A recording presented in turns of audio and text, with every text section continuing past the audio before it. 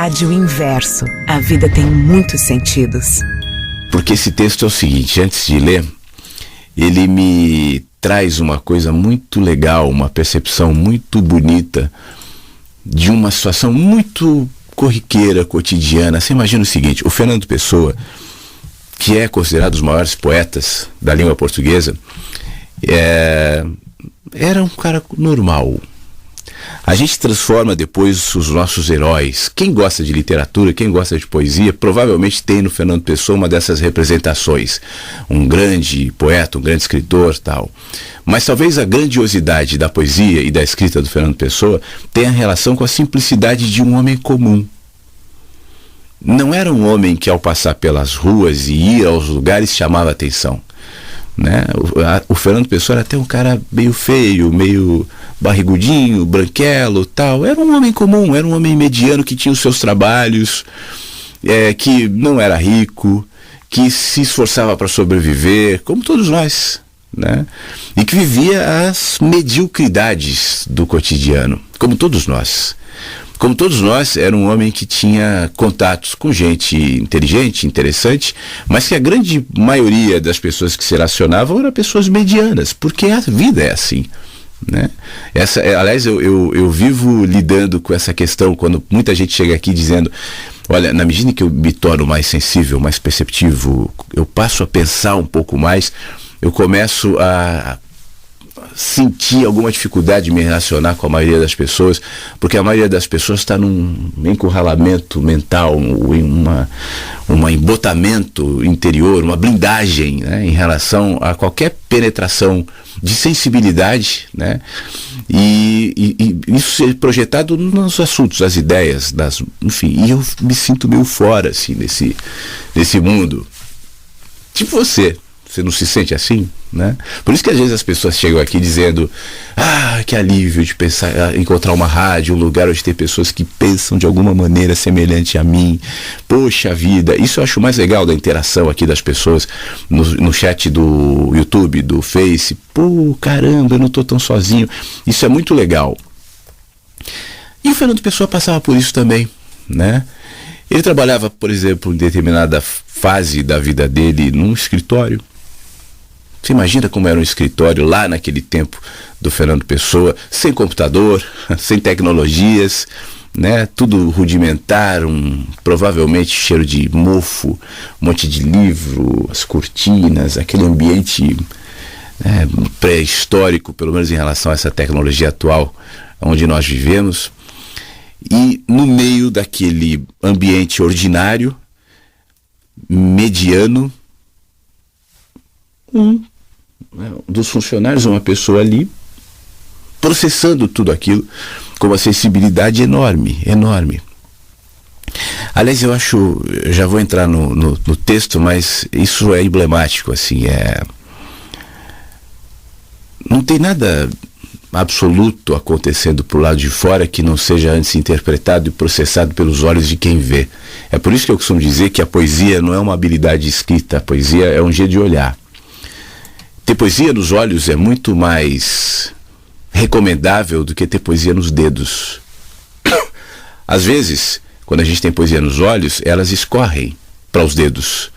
E os dedos reproduzem, ainda que em parte, essa linguagem muito maior. Como faz o compositor, né, que consegue absorver da vida uma melodia que a gente não ouve e que traduz parte dela na sua sinfonia. Agora, por exemplo, pouco antes de entrar o programa ao vivo, estava tocando área de Johann Sebastian Bach aqui na Rádio Inverso.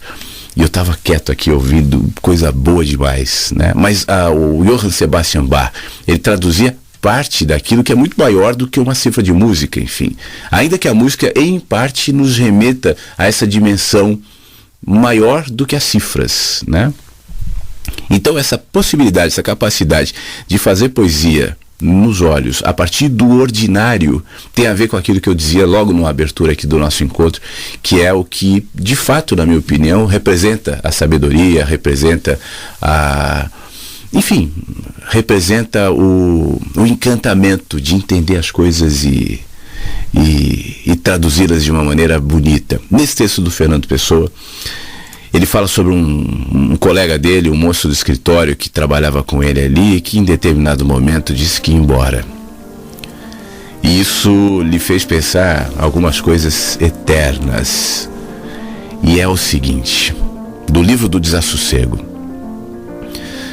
foi-se hoje embora e disse que definitivamente para a terra que é natal dele, o chamado moço do escritório.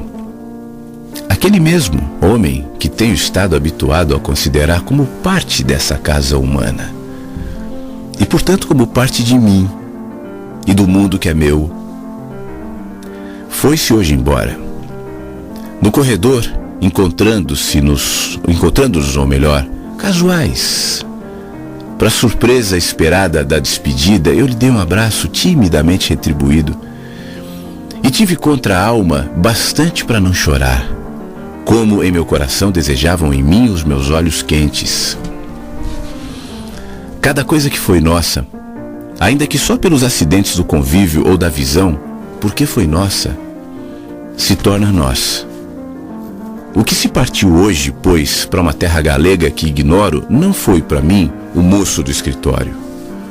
Foi uma parte vital, porque visual e humana da substância da minha vida. Fui hoje diminuído. Eu já não sou bem o mesmo. O moço do escritório foi-se embora.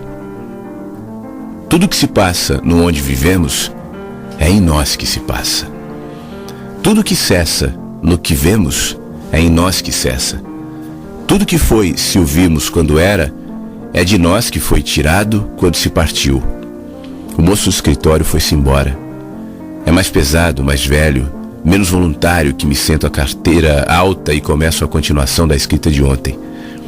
Mas a vaga tragédia de hoje interrompe com meditações que tenho que dominar à força o processo automático da escrita como deve ser.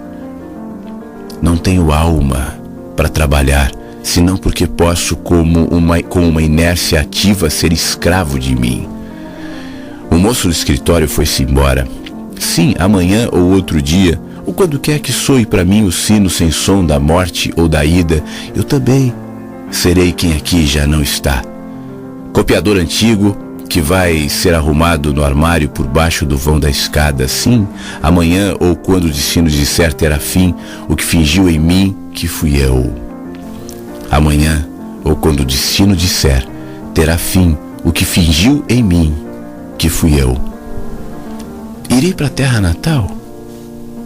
Não sei para onde irei.